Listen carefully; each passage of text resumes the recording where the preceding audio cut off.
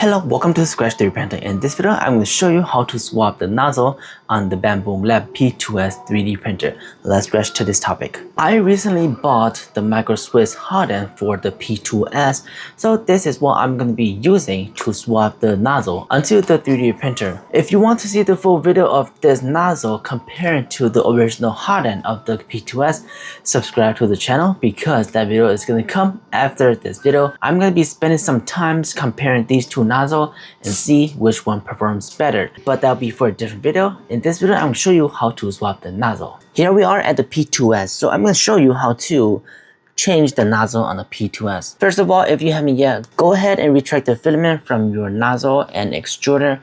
Then you can proceed to the next step. So that's what I'm going to do. I'm going to retract the filament. Okay, so once your filament has been retracted, let the nozzle cool down, then we will continue to the next step. Once your nozzle is cooled down to a touchable temperature, we can go ahead and remove the front cover. It's just hold on by magnet.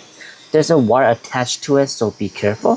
What I'm going to do is I'm just going to put it on top of the rod up here, just like that. And now we can go ahead and take off this silicone sock. Then right here, there's a latch right here. You can use your finger to do it, but if you cannot do it, you can use the butt of a tweezer, put it in here and just pry it open, just like that. Now open the other side and we can just take the nozzle out. In my case here, I cannot take out the nozzle because if we look at here, let me show you at a different angle. If we look at here, it seems that the nozzle is stuck with this heated plate back here because for some reason the filament is leaking from my nozzle here and looks like it's stuck here. So what I'm going to do is I'm going to heat up the nozzle to about 100 or 110 C just to soften everything. Then I'm going to use like a tweezer or a plier and pull this out. I'm going to do the temperature to 150 C just so that it can melt the plastic right here. Then I'm going to use a plier and just wiggle this out because it's super hot now. Okay, there we go. It's coming off.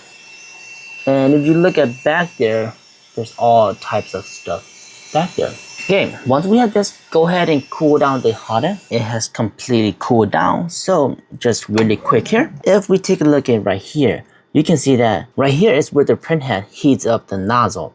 So if we take a look at the nozzle here, there's no wire, there's no heating or anything like that. It's just the nozzle and the heatsink. So everything is right here. So that's how the P2S is able to do these quick swap nozzles. So let's take a look at these two right here. So this is from Micro Swiss and this is from Bambu Lab. So if we take a look at this, it looks really similar. If we look at the heatsink, we can definitely tell that Micro Swiss heatsink is a little bit thicker than Bambu. Let me show you how to put everything back. Okay, so let's go ahead and put in the new nozzle. You just make sure that it's in place. Push it in there. Make sure that it's in place. Close the left side.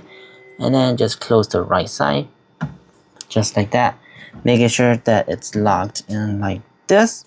And you are finished. You have not changed the nozzle on your P2S 3D printer. And you are ready to print again. And don't forget to put on your silicone nozzle. Your brand new silicone nozzle. And of course, put in the lid back.